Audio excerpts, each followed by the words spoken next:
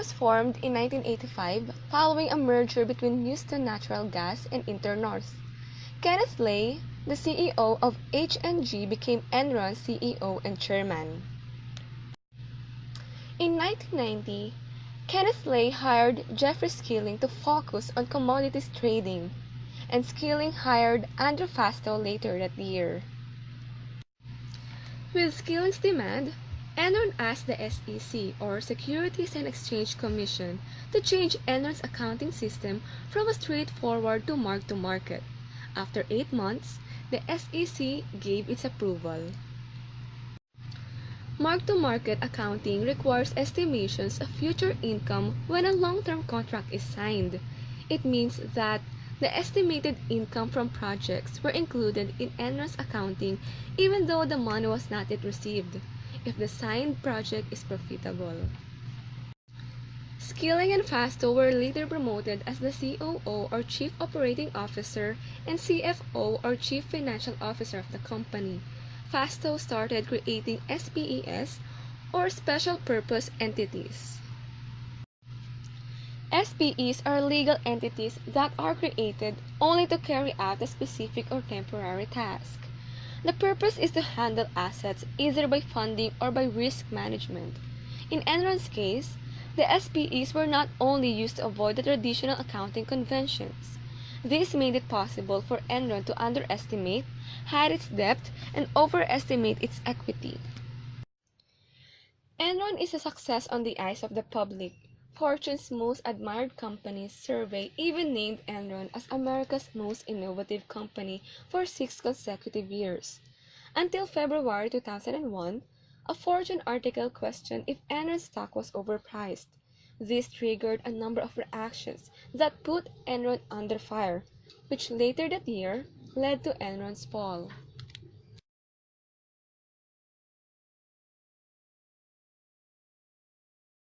To explain their decisions, let's consider the 3 different psychological effects: attitude, prospect theory, and sunk cost fallacy. Attitude is a predisposition or a tendency to respond positively or negatively towards a certain idea, object, person, or situation. Attitude influences an individual's choice of action and responses to challenges, incentives, and rewards, together called stimuli.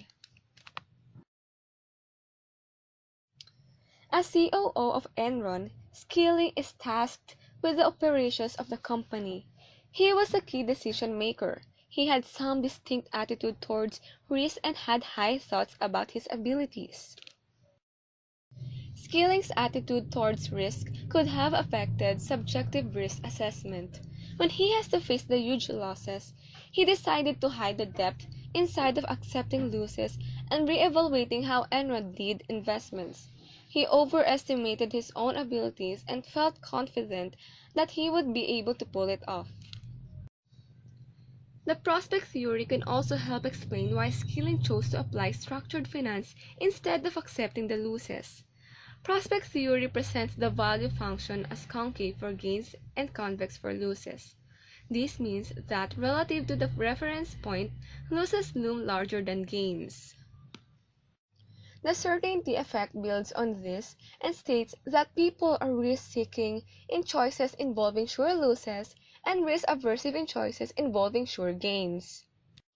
In business, one should try to remain rational and adhere to the normative decision model by calculating expected utility of one's choices. Instead, Skilling became a victim of the certainty effect. To avoid sure losses, he took a huge gamble in applying structured finance. Despite the debt amassing in Enron's SPEs, they kept doing risky investments. It was obvious that Enron through structured finance were building a house of cards, and it would take a very little of it to crumble. The sunk cost fallacy is the tendency for humans to continue investing in something that clearly isn't working. Because it is human nature to want to avoid failure, people will often continue spending time, effort, or money to try and fix what isn't working instead of cutting their losses and moving on. Skilling would be admitting to have made a mistake if he abandoned structured finance. To justify what he had already done, or perhaps to be consistent, he continued to pursue the initial course of action, thereby honoring the sunk cost.